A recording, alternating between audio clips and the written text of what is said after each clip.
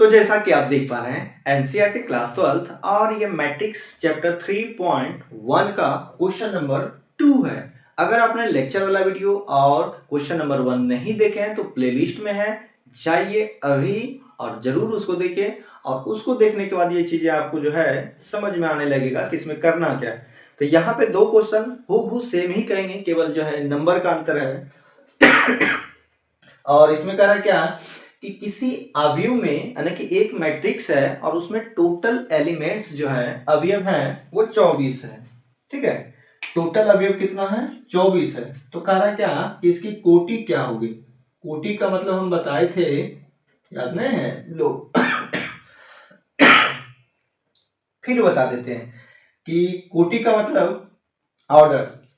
तो पहले हम पहला क्वेश्चन को समझते हैं, उसके बाद जो है दूसरा क्वेश्चन में जाएंगे। मतलब एक ही में जो है दो प्रश्न है। ठीक है, फिर कहा क्या है कि यदि 13 अवयव हो उस मैट्रिक्स में तो उसका ऑर्डर क्या होगा ये बताइए।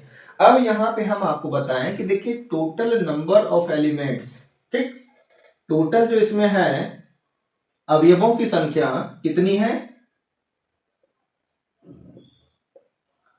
अवयवों की कुल संख्या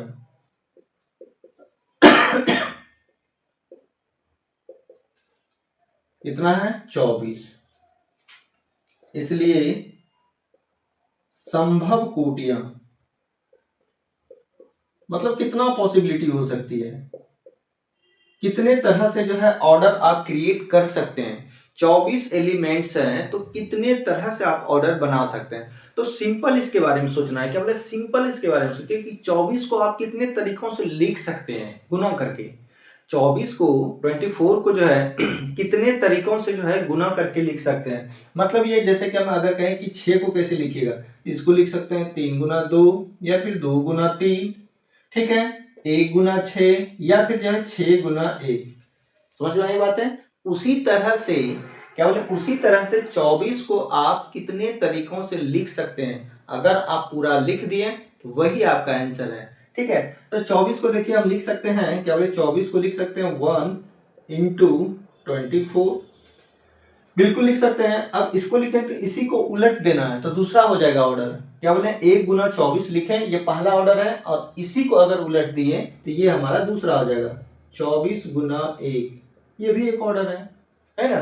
24 पंक्ति, एक स्तंभ, और इसका मतलब हो गया कि एक पंक्ति और 24 स्तंभ। उसी तरह से आप क्या लिख सकते हैं, जैसे कि लिख सकते हैं कि 12 गुना 2, 12 गुना 2 24, तो इसको उलट भी सकते हैं, 2 गुना 12 कर सकते हैं, है ना? कितना इजी है। और क्या लिख सकते हैं? और लिख सकते हैं 8 गुना 3, 8 तिया 24, अरे 8 तिया 24, तो 3 8 24 भी कर सकते हैं, 3 गुना 8। ठीक, और क्या लिख सकते हैं? हाँ, एक और है 6 गुना 4, 6 गुना 4 24, और इसको उलट दें 4 इंटू 6, ये भी लिख सकते हैं। तो और लिख सकते हैं 24 को और तोड़ के। तो मेरे ख्याल से बस इतना ही लिख सकते हैं, इससे ज्यादा नहीं। इतने तरीकों से जो है हम 24 को रिप्रेजेंट कर सकते हैं। सब में देखिए नंबर ऑफ एलिमेंट्स क्या होंगे, सब में क्या होगा 6 चौके 24, 24 अवयव यहाँ भी है, 24 24 24 24, सब में 24। तो जो भी ऑर्डर है m इंटू एन का, आपको बताए थे यदि एक matrix m into n order का है तो उसमें टोटल जो अवयव होगा mn होगा। मतलब दोनों को गुना कर दीजिए, वो total number of elements they देगा। बस हो गया। अब यहाँ पे जो है एक दूसरा प्रश्न इसमें और है कि यदि उसमें 13 अवयव है तो क्या होगा। अगर उसमें 13 ही अवयव है तब बताइए क्या होगा, उसका ऑर्डर क्या होगा। तो हम यहाँ पे लिख देते हैं छोटा सा एक बॉक्स बना के, मेरे पास स्पेस की जो है कमी है प्यारे।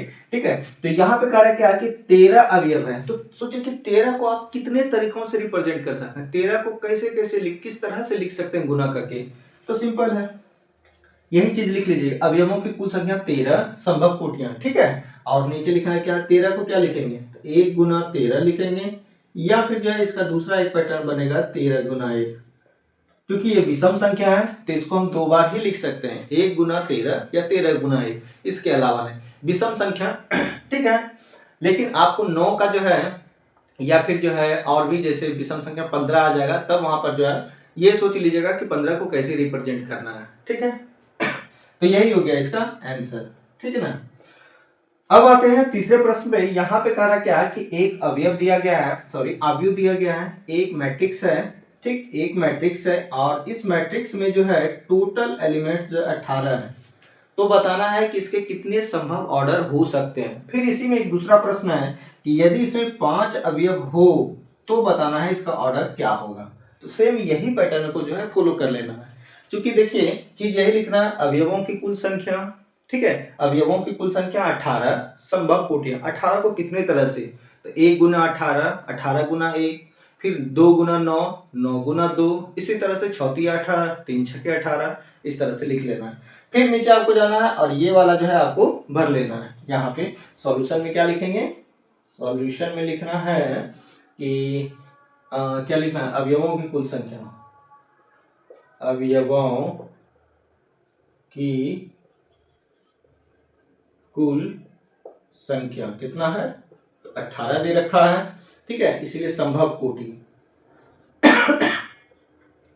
संभव कोटियां, संभव कोटियां क्या होगा, तो 18 को सोचिए गुना करके कितने तरीकों से रिप्रेजेंट, बस यही सोचना है आपको।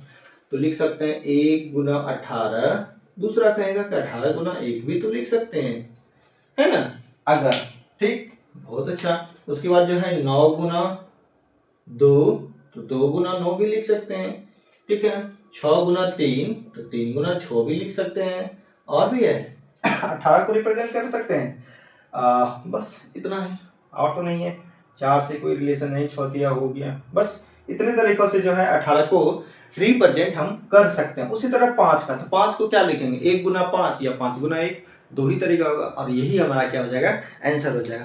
तो चलिए मिलते हैं अगले क्वेश्चन में और वहां पे समझेंगे कि क्या है ये क्वेश्चन। अगर आप देख ले तो ठीक है, नहीं तो इसको डिस्क्रिप्शन में दे देंगे, वहां से आप जो है पढ़ लीजिएगा, ठीक है। चलिए मिलते हैं अगले वीडियो में।